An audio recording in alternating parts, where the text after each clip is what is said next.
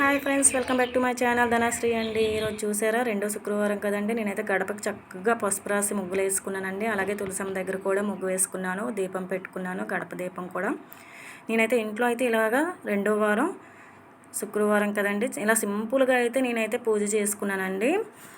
చూడండి ఫ్రెండ్స్, ఇలా అమ్మవారి ఫోటో అయితే పెట్టేసుకున్నాను. చక్కగా మామిడాకులు, పువ్వులు అన్ని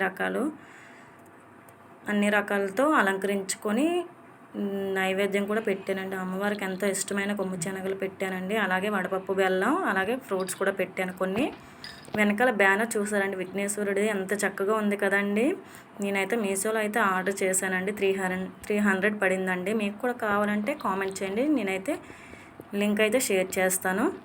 చూడండి ఫ్రెండ్స్, దేవుడి మూల అయితే ఇలా సింపుల్గా చేసేసుకున్నానండి ఈ వారం అయితే నేను.